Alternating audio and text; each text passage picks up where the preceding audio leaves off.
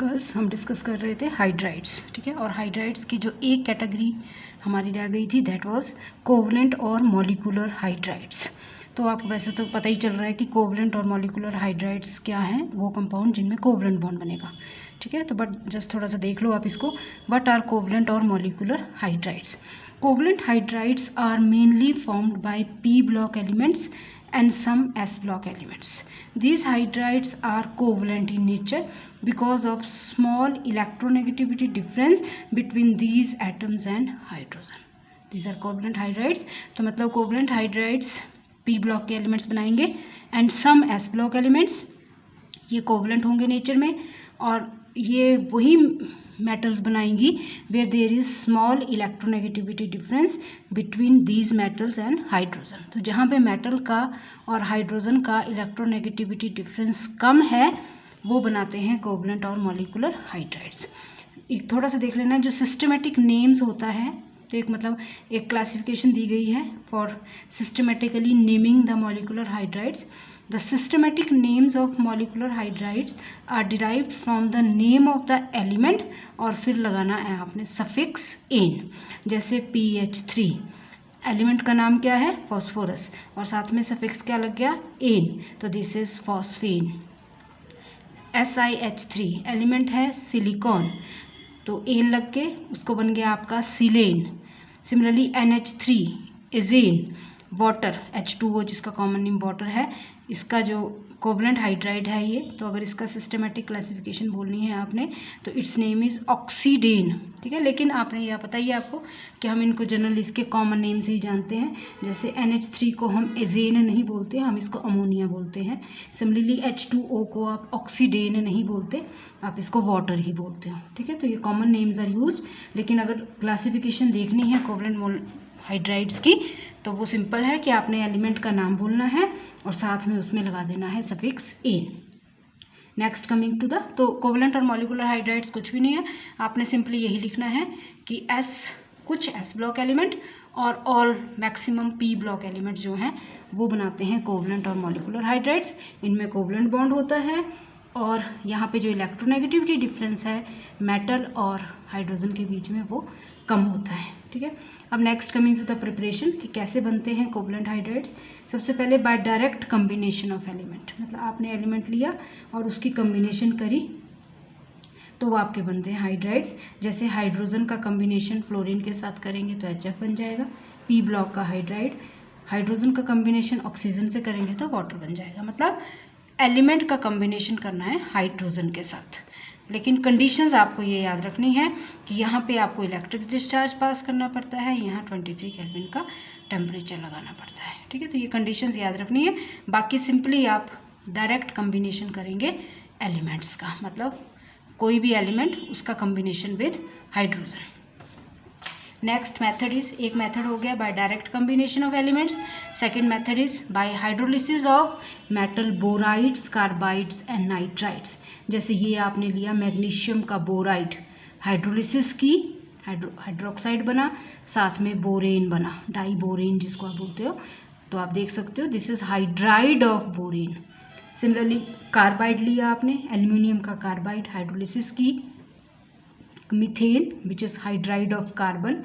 Similarly nitride लिया आपने magnesium का, हाइड्रोलिसिस की, you are getting ammonia which is hydride of nitrogen. तो this is hydrolysis of metal boride. तो इसमें ऐसा समझने का कुछ नहीं है, आपने इसको एक तरह से याद ही करना है। Third method is by action of halide with aluminium hydroxide, lithium aluminium hydride, ठीक है। By the action of halide with lithium aluminium hydride in dry solvent like ether.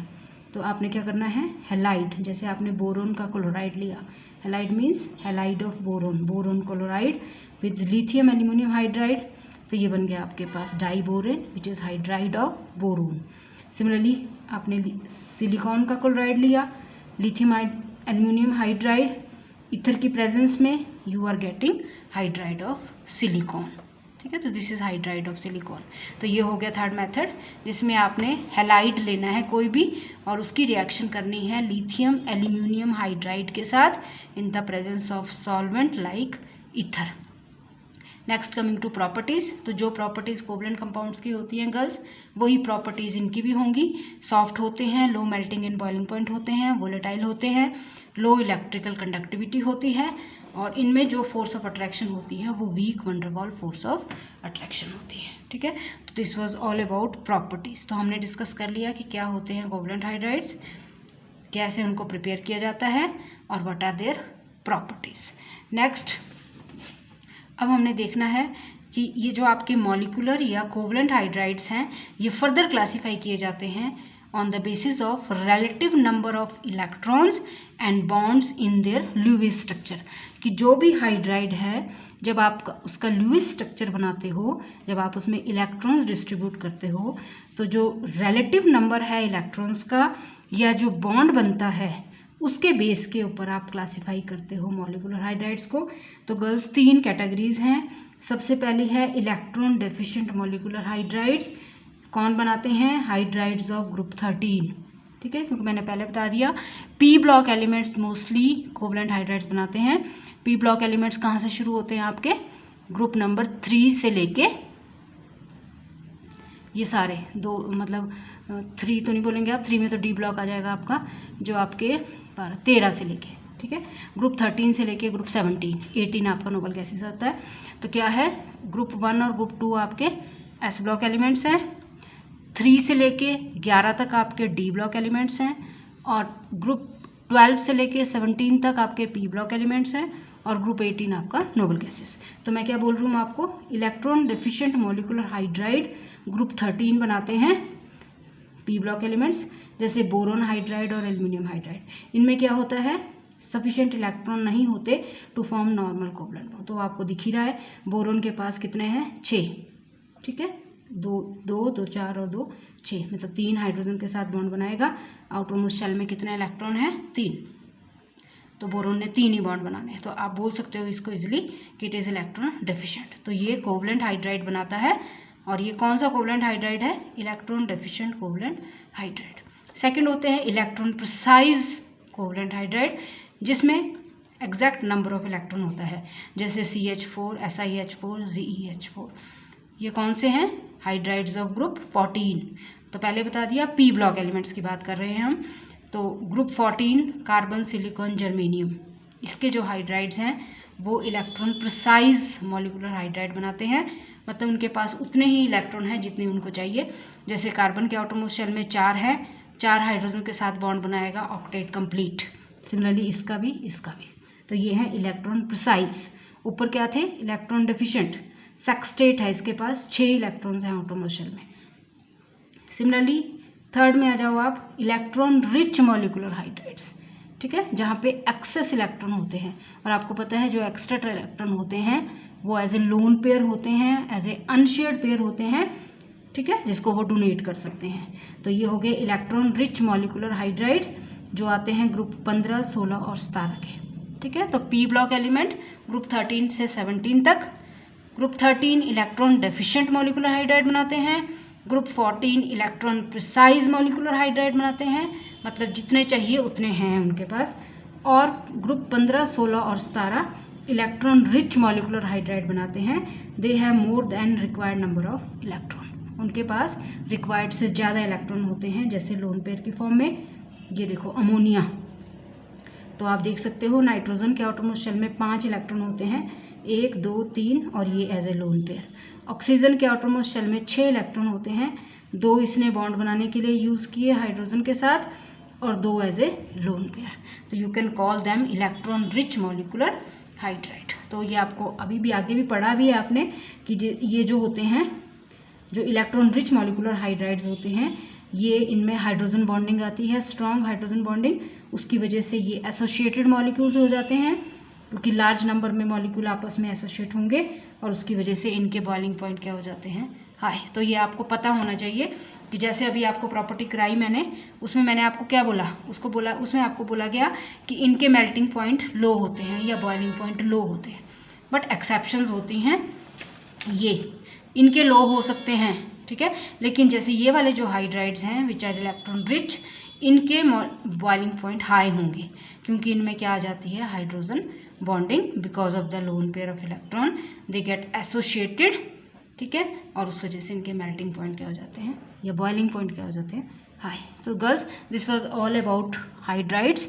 Hydrides क्या होते हैं, क्या उनकी क्लासिफिकेशन है, जिसमें जो मेन 3 कैटेगरीज हैं हाइड्राइड्स की, वो एक हमने की है आयनिक और सॉल्ट लाइक हाइड्राइड्स, और दूसरे हमने किए कोवलेंट और मॉलिकुलर हाइड्राइड्स, और तीसरे हमने किए थे इंटरस्टिशियल हाइड्राइड्स, ठीक है।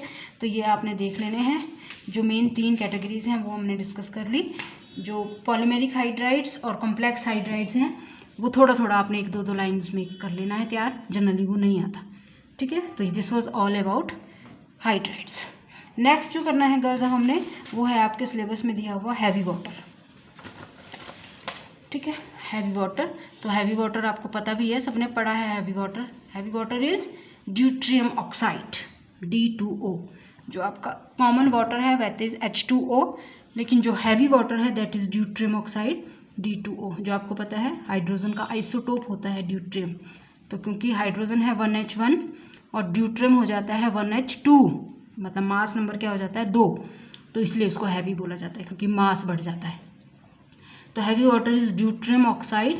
It was discovered by Urey in 1932। He showed that ordinary water contains small proportion of D2O, मतलब ऑर्डनरी जो पानी है H2O उसमें भी D2O होता है लेकिन स्मॉल प्रपोर्शन में। और ये याद रखना है, अबाउट 5000 अगर आप पार्ट्स ले रहे हो ऑर्डनरी वाटर के H2O के 5000 पार्ट्स ले रहे हो तो उसमें 1 पार्ट D2O का होता है, ठीक है। About 1 part in 5000 parts of normal water. Now coming to the preparation by prolonged electrolysis. D2O की प्रिपरेशन कहाँ से होती है, बाय प्रोलॉन्ग्ड इलेक्ट्रोलिसिस, ठीक है। This method is based on the principal that when ordinary water is electrolysed, protium क्या होता है, जो ऑर्डनरी हाइड्रोजन है आपकी H2, ठीक है, ड्यूट्रियम है D2। तो this method is based on the principle than when ordinary water H2O is electrolysed, protium is liberated much more readily than deuterium. क्योंकि मैंने पहले बता दिया ऑर्डनरी वाटर में भी D2O होती है, चाहे कम प्रोपोर्शन में है, बट ऑर्डनरी वाटर में D2O प्रेजेंट है। तो इसका मतलब जो आपका ऑर्डनरी वाटर जब आप इलेक्ट्रोलाइज्ड करोगे तो जिस तरह से हाइड्रोजन, जिसको आप प्रोटियम बोलते हो, वो लिबरेट होगी, उसी के साथ साथ ड्यूट्रियम भी लिबरेट होगी। बस फ़र्क ये है कि जो हाइड्रोजन प्रोटियम की लिबरेशन है वो फास्ट होगी और ड्यूट्रियम स्लोली लिबरेट होगा, but there is liberation of deuterium also like protium. Reason क्या है कि being smaller in size H+ ions have greater mobility compare to D+, ठीक है। तो क्योंकि H का साइज छोटा है, D का साइज बड़ा है, वो पहले बता चुके हैं 1H1 1H2, deuterium is 1H2। तो क्योंकि H+ का साइज छोटा है और D+ का साइज बड़ा है तो मोबाइलिटी किसकी ज़्यादा हो जाएगी, H+ की।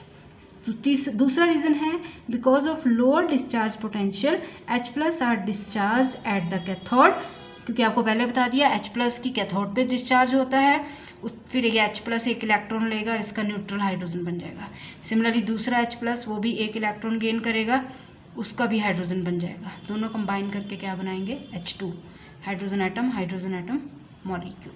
तो बोलने का मतलब है कि क्योंकि H+ का डिस्चार्ज पोटेंशियल कम होता है तो वो एकदम से कैथोड पे डिस्चार्ज होता है, और जब कैथोड पे वो डिस्चार्ज होगा तो क्या बनेगा, H2 ज़्यादा रेडली बनेगा, D2 भी बनेगा बट स्लोली बनेगा। बस ये ध्यान रखना है आपने। तो जिस तरह से आप पानी की इलेक्ट्रोलिसिस करते हो बिल्कुल सेम उसी तरीके से आपकी D2O की भी होगी, ठीक है। पानी की इलेक्ट्रोलिसिस में जो H+ बनता है उसके साथ साथ D+ भी बनता है। बस फ़र्क ये है कि H+ का फॉर्मेशन जल्दी होती है, कैथोड पे जल्दी लिबरेट होता है, H2 जल्दी बनता है, लेकिन जो D2 है वो स्लोली बनेगा क्योंकि उसका डिस्चार्ज पोटेंशियल कम है D+, ठीक है। तो ये हो गया प्रोलॉन्ग्ड इलेक्ट्रोलिसिस। तो क्या होता है, as a result during electrolysis concentration of heavy water in ordinary water gradually increases, ठीक है। तो बोलने का मतलब है कि जब आप पानी की इलेक्ट्रोलिसिस करते हो तो जिस तरह से पानी में प्रोटियम बनता है, H2 बनता है इलेक्ट्रोलिसिस से, उसी तरह से D2 भी बनेगा, बस स्लोली बनेगा। तो इसका मतलब जो D2 की कंसंट्रेशन है या जो हैवी वाटर की कंसंट्रेशन है वो स्लोली इंक्रीज करेगी। About 29,000 litre of water must be electrolysed. अगर आपने 1 लीटर D2O बनाना है, ठीक है, if you have to prepare 1 litre of deuterium oxide that is heavy water, you have to electrolyse 29,000 of water, litre of water. इतना water electrolysis करना पड़ेगा आपको। तो इस तरह से इसका ऑपरेटस दिया हुआ है, ठीक है। ये जो ऑपरेटस था ये डिज़ाइन किया था ब्राउन, डेगेट एंड यूरे ने। और इसका जो ये सेल है ये स्टील का सेल है, 45 सेंटीमीटर इसकी लेंथ है, 30 centimetre in diameter, 10 centimetre diameter में है। सेल जो है वो क्या एक्ट कर रहा है, ये जो स्टील का सेल है that is acting as a cathode.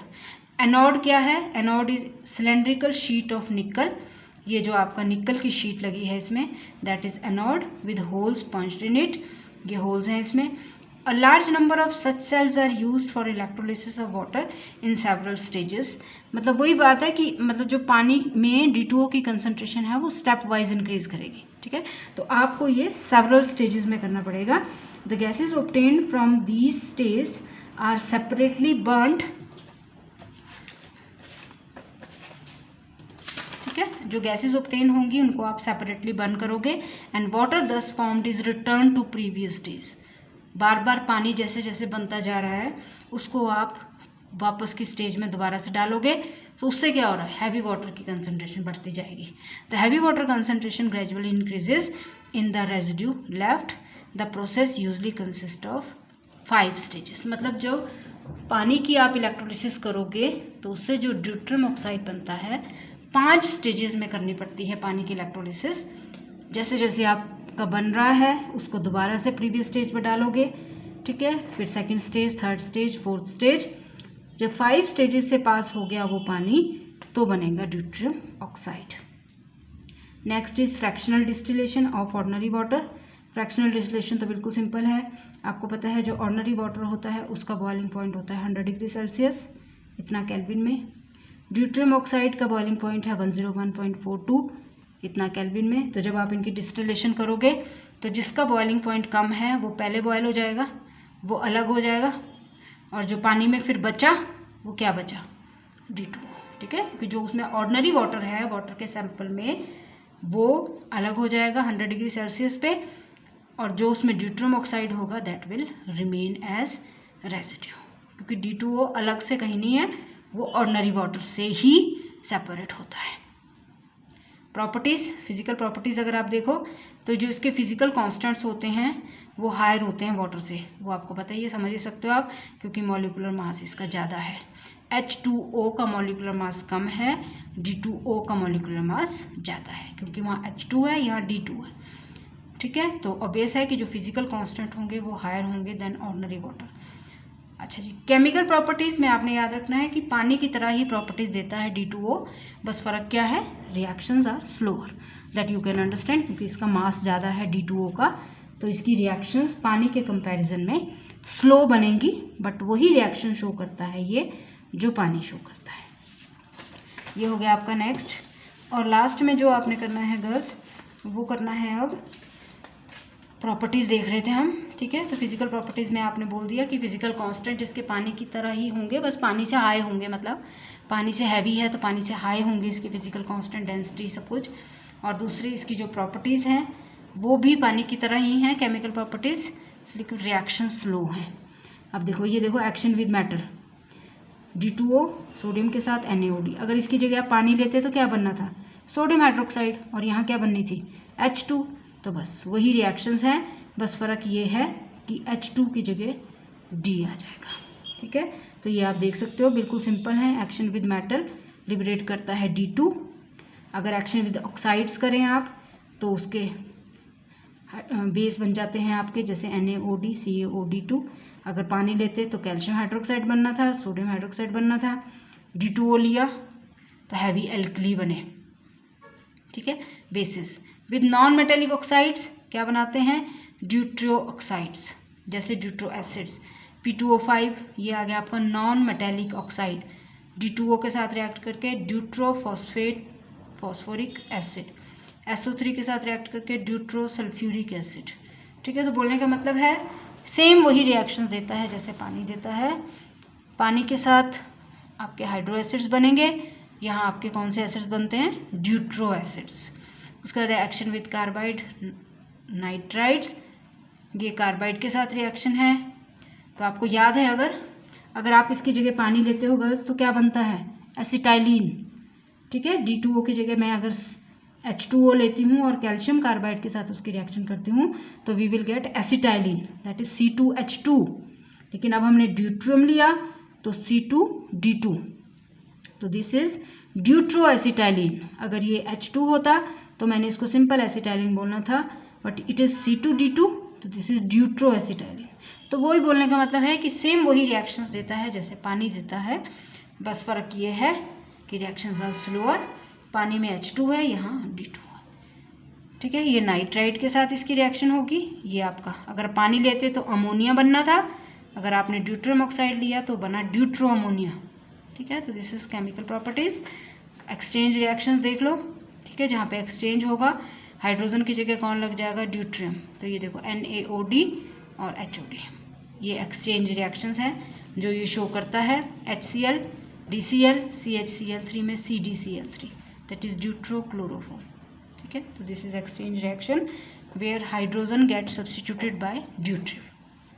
Biological properties इसकी जरूर याद रखनी है girls.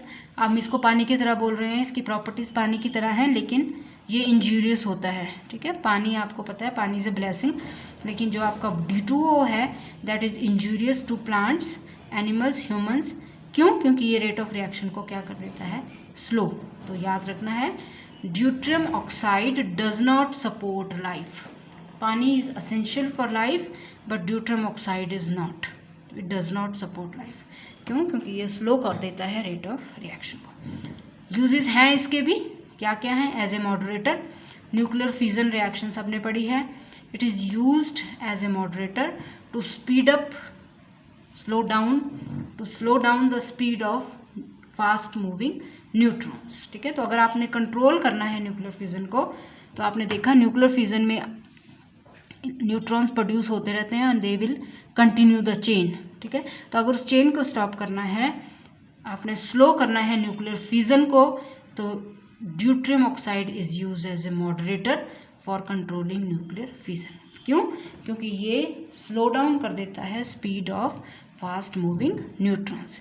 As a trace compound इसको यूज़ किया जाता है to study mechanisms of the reactions. NMR में यूज़ किया जाता है, न्यूक्लियर मैग्नेटिक रेजोनेंस स्पेक्ट्रोस्कोपी में, एज ए रेफरेंस कंपाउंड। और ये तो आपको पता ही है, it is used for the preparation of deuterium D2। ठीक है, जिसको आप क्या बोल सकते हो, heavy hydrogen. Ordinary hydrogen is H2, D2 is heavy hydrogen. तो D2 भी किससे बनेगा, ड्यूट्रियम ऑक्साइड से। तो this is all about deuterium oxide, जिसको आप बोलते हो हैवी वाटर, जिसमें हमने डिस्कस कर लिया इसका फॉर्मूला, हमने डिस्कस कर लिया इसकी प्रिपरेशन, हमने इसका अमाउंट डिस्कस किया कि ऑर्डिनरी वाटर में ही प्रेजेंट होता है। ठीक है, 5000 पार्ट अगर आप ऑर्डिनरी वाटर के लेते हो तो उसमें 1 पार्ट ड्यूट्रियम ऑक्साइड का है। इसकी प्रिपरेशन डिस्कस कर ली, इसकी प्रॉपर्टीज़ डिस्कस कर ली, इसकी बायोलॉजिकल प्रॉपर्टीज़ डिस्कस कर ली, फिजिकल डिस्कस कर ली, केमिकल डिस्कस कर ली, और इसके यूजेस डिस्कस कर लिए। तो आपको पूरा नोट आ जाता है हैवी वाटर के ऊपर। तो गर्ल्स आपने नोट्स प्रिपेयर कर लेने हैं प्रॉपर। तो ये आपका हैवी वाटर भी हो गया और हाइड्राइड्स भी ख़त्म हो गया। अब हमारे पास लास्ट टॉपिक जो बचा है हाइड्रोजन में, दैट इज़ हाइड्रोजन बॉन्डिंग, वो हम नेक्स्ट वीडियो में डिस्कस करेंगे। Thank you.